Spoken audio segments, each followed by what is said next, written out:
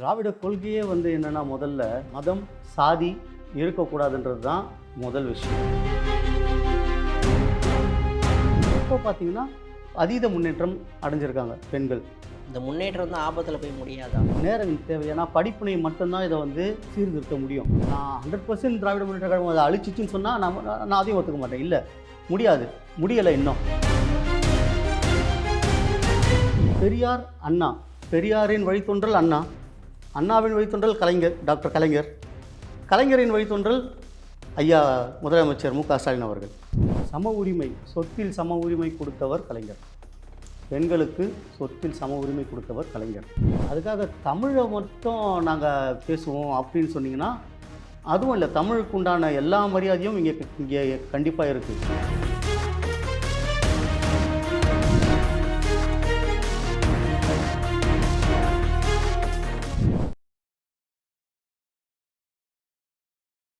மக்கள் 369 நேயர்களுக்கு வணக்கம். நான் உங்கள் விஜய் ரஃபீக். இன்னைக்கு நம்ம சேனலில் இணைஞ்சு பேசக்கூடிய நபர் யார் அப்படின்னா திரு செந்தில் அவர்கள். ஐயா வணக்கம். வணக்கம். எப்படி இருக்கீங்க? வழக்கம் போல் நலம். கண்டிப்பாக ஐயா, சூப்பர். ஆரம்ப காலகட்டத்தில் திராவிட இயக்கம் மத சார்பற்ற ஒரு கட்சியாக செயல்பட்டுக்கிட்டு இருந்துச்சு. ஆனால் அடுத்து வரக்கூடிய வாழடைய வாழையாக மதம் சார்ந்து போகக்கூடிய ஒரு இயக்கமாக மாறிடுச்சா? இது கேள்வி ஒரு அபத்தமான கேள்வியாக தெரியலையா? திராவிட கொள்கையே என்னென்னா முதல்ல மதம் சாதி இருக்கக்கூடாதுன்றது தான் முதல் விஷயம். அதுக்காக தான் பெரியார் என்ன சொன்னார், இந்த மதத்துக்கு இப்போ உனக்கு சாதியோட நீ இந்த சாதி நான் அந்த சாதின்றது உனக்கு டிஸ்கிரிமினேஷன் வருதுன்னா அதுக்கு காரணம் என்னன்னு பார்த்தாரு, சாதி. சாதிக்கு ஓகே, சாதியானால் தான் இந்த பிரச்சனை, அப்போ சாதி வேணான்ட்டார். அப்போ அடுத்தது சாதி எதனால் வருதுன்னு பார்த்தா ஒரு மதத்தால் வருதுன்றாங்க. அப்போ அந்த சாதிக்கு முக்கியமான காரணம் மதம், அந்த மதமே வேணான்ட்டார். இந்த மதம் எதனால் வருது, நான் ஒரு கடவுளை பின்பற்றுறேன் அதனால தான் இது வருது, அப்போ அந்த கடவுளே வேணாம் போடா, ஃபஸ்ட்டு ஆரம்பமே வேணாம் போடா அப்படின்ட்டார். ஸோ இது எல்லாத்துக்கும் காரணம் பார்த்திங்கன்னா இந்த சாதியை உடைக்கணுன்றது தான் பெரியாரோட முக்கியமான கொள்கையே. அந்த கொள்கையை திராவிட மாடலோ இல்லை திராவிட அரசாங்கமோ இல்லை திராவிட கட்சியான திமுக 100% நின்று வேலை செய்யுது அதுக்காக மட்டுமே. இங்கே நீங்கள் பார்த்தீங்கன்னா இங்கே சாதியாவோ இதுவாகவோ மதமாகவோ யாரும் பிரியவே இல்லை. இங்கே எல்லாருமே அண்ணன் தம்பியாக தான் பழகிட்டு இருக்கோம். இங்கே இல்லை, வெளிப்படையாக பார்க்கும்போது அண்ணன் தம்பி மாமா மச்சாவா இருக்கிறாங்கன்னு தெரியும். ஆனால் இன்னும் உள்ளுக்குள்ளே இறங்கி போனால் அவங்க அது அவங்க மதமாகவும் இனமாகவும் மொழியாக தானே பிரிஞ்சிருக்காங்க. நம்ம சிட்டி லைஃப்பில் வேணால் நம்ம சொல்லலாம், கரெக்ட், எல்லாமே ஒரு ஒற்றுமையாக ஒரு யூனிட்டுக்குள்ளே இருக்காங்க. அப்படி இன்னும் கிராம பகுதியில் போனால் பிரிஞ்சு தானே மக்கள் இருக்காங்க. இன்னும் அது கொஞ்சம் டைம் எடுக்கும்னு நினைக்கிறேன். அது நம்ம ப்ராக்டிக்கலாக பேச போனோம்னா இன்னும் அதுக்குண்டான நேரம் தேவை. ஏன்னா படிப்பினை மட்டும்தான் இதை சீர்திருத்த முடியும். கண்டிப்பாக படிப்பினை மட்டும்தான் சீர்திருத்த முடியும். ஸோ அந்த படிப்பினையை இன்னும் கொஞ்சம் எலாபரேட்டாக பண்ணால் இன்னும் நல்லாயிருக்கும். நான் 100% திராவிட முன்னேற்ற கழகம் அதை அழிச்சிச்சுன்னு சொன்னால் நான் அதையும் ஒத்துக்க மாட்டேன். இல்லை, முடியாது, முடியலை இன்னும். அதுக்குண்டான வேலைகளும் தீவிரமாக நடந்துகிட்ருக்கு. அதை அழிக்கணுன்றதில் ரொம்ப ரொம்ப கொள்கையோட முடிவில் இருக்காங்க.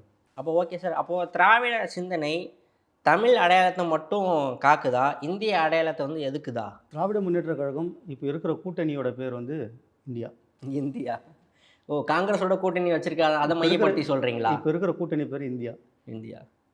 இந்தியாவை எப்போவுமே திராவிடம் எதிர்த்ததே கிடையாது.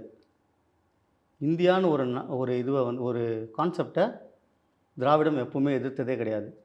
1962 அண்ணாதுரை முதல் முறையாக அவருடைய கன்னி பேச்சு பேசுகிறாரு ராஜ்யசபாவில்.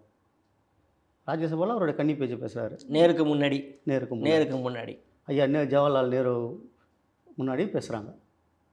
அப்போத்துலேருந்து இப்போ 2025 அக்கா கனிமொழி அக்கா இப்பயும் UN ஓப்பன் போயிருந்தாங்க. ரீசெண்டாக போயிட்டு அங்கே கூட நம்ம இந்தியாவோட பெருமையை பேசினாங்க. ஐயா நம்ம பாரத பிரதமர் மாண்புமிகு மோடிஜி ஐயா அவர்களுடைய பெருமையை எடுத்து சொன்னாங்க. அவருடைய ஆற்றலையும் அவருடைய அக்கம்ப்ளிஷ்மெண்ட்ஸையும் எடுத்து சொன்னாங்க. ஸோ இந்தியாவை எக்காரணத்தை கொண்டும் திராவிட முன்னேற்ற கழகம் விட்டு கொடுத்ததே இல்லை. அதுக்காக தமிழை மட்டும் நாங்கள் பேசுவோம் அப்படின்னு சொன்னிங்கன்னா அதுவும் இல்லை. தமிழுக்கு உண்டான எல்லா மரியாதையும் இங்கே கண்டிப்பாக இருக்குது. இங்கே தமிழுக்கு உண்டான எல்லா மரியாதையும் இருக்குது. ஏன்னா சங்கம் வச்சு தமிழ் வளர்த்த மண் நம்ம மண். கண்டிப்பாக. சரிங்களா? தொல்காப்பியத்துக்கு உரை எழுதினார் ஒரு பள்ளிப்படிப்பு கூட தாண்டாத கலைஞர் அவர்கள். சரிங்களா? அவ்வளோ பெரிய தமிழ் மேலே ஈடுபாடு கொண்ட ஒரு இயக்கம் திராவிட முன்னேற்ற கழகம். தமிழையும் விட்டு கொடுத்ததில்லை, இந்தியாவையும் விட்டு கொடுக்க போவதில்லை. நல்ல ஒரு பதில். இப்போ அடுத்த ஒரு கேள்வியா, திராவிடம் சார்ந்து இருக்கக்கூடிய கட்சிகள் பெண்களுக்கு எந்த அளவுக்கு ஒரு முக்கியத்துவம் கொடுத்துருக்கு? அந்த பெண்களோட பங்களிப்பு அந்த கட்சியில வளர்ந்துருக்கா? சம உரிமை, சொத்தில் சம உரிமை கொடுத்தவர் கலைஞர். பெண்களுக்கு சொத்தில் சம உரிமை கொடுத்தவர் கலைஞர். 33% அரசியல் அமைப்பில் உரிமை கொடுத்தவர் கலைஞர். 48% லாஸ்ட் இயரோட ஸ்டாட்ஸ் இது. 2020 ஓகே. ஃபர்ஸ்ட் குவார்ட்டரோட ஸ்டாட்ஸ் நான் சொல்கிறது. 48% பெண்களுடைய கான்ட்ரிபியூஷன் இருக்குது மேனுஃபேக்சரிங் டெவலப்மெண்ட்டில். சரிங்களா? அப்போது 48% வரணும்னா அப்போது ஒரு 80% பெண்கள் வந்து வேலைக்கு வந்திருக்கணும். அப்போ தான் 48% அடைய முடியும். கரெக்டுங்களா? கண்டிப்பாக. அப்போ 80% பெண்கள் வந்து வேலைக்கு வரணும்னா அவங்களுக்கு என்னென்ன சலுகைகள் தேவை அதெல்லாம் இந்த திராவிட மாடல் கரெக்டாக பின்பற்றி கரெக்டான முறையில் கொண்டு போகுது. அப்போ பெண்கள் முன்னேற்றம் 100% தமிழ்நாட்டில் சாத்தியமாகிக் கொண்டிருக்கிறது. இன்னும் மென்மேலும் வளரும். மகளிர் சுய உதவி குழுக்கள் அவ்வளவு இருக்குது இப்போதைக்கு. அதெல்லாம் பெண்களுக்கு ஒரு பேக் போனாக இருக்குது. இப்போதைக்கு பெண்கள் முன்னேற்றம் அடைந்து கொண்டே இருக்கிறார்கள். இன்னும் மென்மேலும் அடையப் போகிறார்கள், அடைவார்கள். இப்போ நல்ல ஒரு பதிலை எனக்கு முன் வச்சிங்க. திராவிட சிந்தனை ஆன்மீகத்துக்கு புறம்பா அல்லது அது ஒரு வடிவமா? அருமையான கேள்வி தோழர். திராவிடம் எப்படி உருவாச்சுன்னா முதல்ல வந்து எல்லாரும் என்ன சொன்னாங்கன்னா இவங்க எல்லாம் நாத்திகவாதிகள், ஆன்மீகத்துக்கு அகெயின்ஸ்டாக இருக்காங்க. அதாவது யாரெல்லாம் திராவிட கொள்கையை பின்பற்றுறாங்களோ அவங்க எல்லாரும் நாத்திகவாதிகள், அவங்களாம் வந்து அகெயின்ஸ்டாக இருக்காங்க அப்படின்னு சொல்கிறாங்க. சரிங்களா? இது வரைக்கும் கடந்த ஒரு 60 வருஷம் ஒரு 60 ஆண்டுகளாக திராவிடம், ஒரு 72 ஆண்டுகளாக திராவிடம் இங்கே இருக்குது. 60 ஆண்டுகளாக ஆட்சியில் இருக்குன்னு வச்சுங்களேன். 2 திராவிட கட்சிகளும் மாறி மாறி ஆட்சியில் இருக்குது. எந்த திராவிட கட்சியாவது ஏதாவது ஒரு கோயில் இடிச்சிருக்கா? இல்லைங்க. நீங்கள் இந்த பதிலுக்கு நம்ம இல்லைன்னு தான் சொல்லணும். கோயிலை இடிச்சதில்லை. கண்டிப்பாக எந்த கோயிலையும் போயிட்டு இடிச்சதில்லை. நாங்கள் அந்த கொள்கைக்கு இணையாக இடிச்சது கிடையாது. இப்போ இருக்கிற அரசு, இப்போ இருக்கிற ஒரு 4 வருஷம் அரசை எடுத்துப்போம். நம்ம பின்னாடி கூட பார்த்தோம், ஒரு 4 வருஷம் அரசு எடுத்துப்போம். எத்தனை குடமுழுக்கு பண்ணியிருக்காங்க இது வரைக்கும்? திராவிட மாடல் தானே. கண்டிப்பாக. நீங்கள் அதாவது எதிர்க்கட்சிகளோ இல்லை இங்கே இருக்கிற சனாதனிகளோ சொல்கிற மாதிரி இவங்க யாரும் வந்து இந்துக்களை மதிக்கிறதே இல்லை அப்படின்னு சொல்கிறாங்கல்ல. இல்லை, இப்போ கூட அரசாங்கம் ஆன்மீகத்துக்குன்னு சொல்லி ஒரு அமைச்சரே நியமனம் பண்ணி தானே வச்சுருக்காங்க. நியமனம் பண்ணி வச்சு 3500 குடமுழுக்கு பண்ணியிருக்காங்க இது வரைக்கும். சரிங்களா? அரசின் சார்பில், எல்லாமே அரசின் சார்பில். இது வரைக்கும் ஒரு கோயிலை கூட திராவிட முன்னேற்ற கழகம் இடித்தது கிடையாது. ஒரு கோயிலும் இடித்ததில்லை, ஒரு சர்ச்சும் இடித்ததில்லை, ஒரு மசூதியும் இடித்ததில்லை. அந்த மசூதியை இடிச்சிட்டு அங்கே வேறு ஒன்றும் கட்டினதில்லை. கோயிலேருந்து வர பணத்தை கல்லூரி கட்டுறாங்க. கோயிலேருந்து வர பணத்தை, மக்கள் காணிக்கையாக போகிற பணத்தை கல்லூரி கட்டுறாங்க. நல்லதா கெட்டதா? நல்லது தான். அதை கெட்டதுன்னு சொல்லி திரிகிறாங்க பாதி பேர். ஏன்னா அரசு, அதாவது ஒவ்வொரு கோயில் சொத்தும் வந்து தனி உடைமையை ஆக்கணும், அரசாங்கத்திலேருந்து பிரித்து எடுக்கணும் அப்படின்னு ஒரு சில நபர்கள் சூழ்ச்சி பண்ணுறாங்க. அவங்களுடைய சுயநலத்துக்காக, அவங்க ஒரு தனிப்பட்ட ஒரு சுய லாபத்துக்காக பண்ணுறதுக்கும் மக்களோட தேவைக்காக அதை பிரித்து கொடுக்கறதுக்கும் வித்தியாசம் இருக்குது. ஸோ இதில் வந்து ஆன்மீகத்துக்கு எதிராக திராவிடம் கிடையாது. முதல்ல அதை நம்ம நல்லா விளங்கிக்கணும். ஆன்மீகத்துக்கு எதிராக கிடையாது. நான் சாமி கும்பிட்றேன்னா அது என்னுடைய தனிப்பட்ட ஒரு விஷயம். சரிங்களா?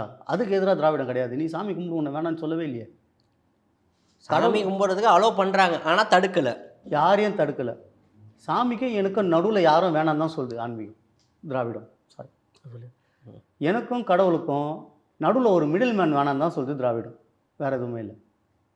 கண்டிப்பாக சார். அப்போ நல்ல ஒரு புரிதல் ஏற்பட்டிருக்கு. அப்போது எந்த திராவிட கட்சியும் என்ன பண்ணலை, ஆன்மீகத்துக்கு எதிராகவும் இல்லை, ஆதரவாக தான் இருக்காங்க. ஆனால் ஒரு சில நபர்கள் என்ன பண்ணுறாங்க, சூழ்ச்சி பண்ணுறவங்க பண்ணிக்கிட்டு தான் இருக்காங்க.